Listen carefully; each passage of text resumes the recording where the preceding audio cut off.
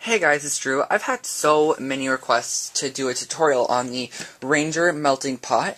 The melting pot was created by Suze Weinberg, and it's meant to melt. It's kind of like a mini pot. You can melt things such as UD, beeswax, hot glue, plastics, tons of things. Really, you can melt anything that's meltable up to 300 and about 25 degrees.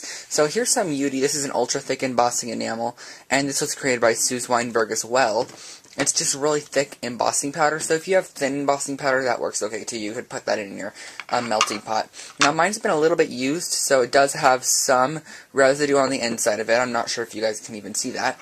But what you have on your melting pot is a dial up here. The dial is there. You're going to want yours to be on off. This is off. When your light is green here, if you can see how it's green, that means that your machine is plugged in, and then it's heating. When you push it over here, you can see it turns red, and that means that your melting pot is heating up.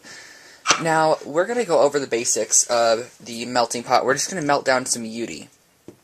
I have a lot more videos to come using the melting pot on how to make some really cool big rings that you see, like really large rings that you could wear on your fingers and pendants and all this sort of stuff. It's really fun. So let's just start off with this UD. First, what you're going to want to do is you're going to want to take your UD, this is ultra thick embossing enamel, and you're going to want to pour it into your thing. Now you're going to want a lot of UD. I'm not using a whole ton just for the tutorial because I do have some of these chips of UD. This is UD that's melted down and it's collected in my machine, and all you do is you throw in your chips. They just it's kind of like a non-stick mat. You can just pick them off the bottom of your machine, and then after you have it then picked off, you could reuse them in your machine. You know how you could remelt embossing powder after you have already melted it once.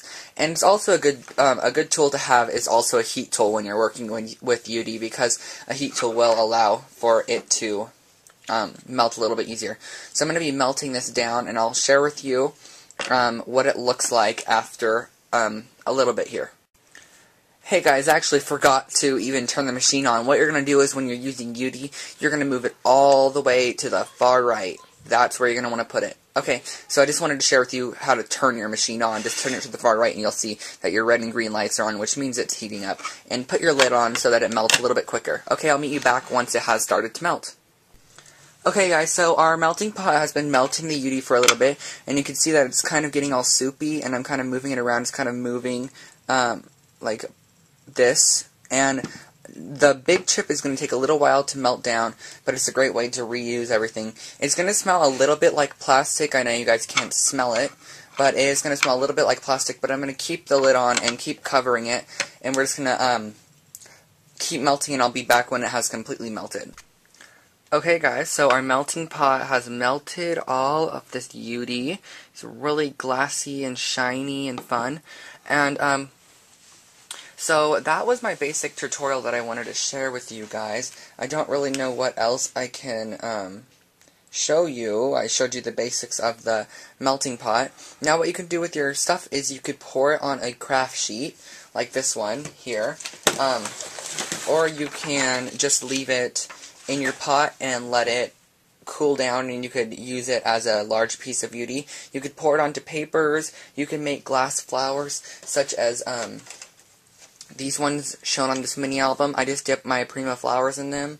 There's just tons of different things that you could do with your flowers and the melting pot. So I hope you guys enjoyed this tutorial on the melting pot, and I will be doing some jewelry tutorials using our melting pot. Thanks so much and have a great day. Bye everyone.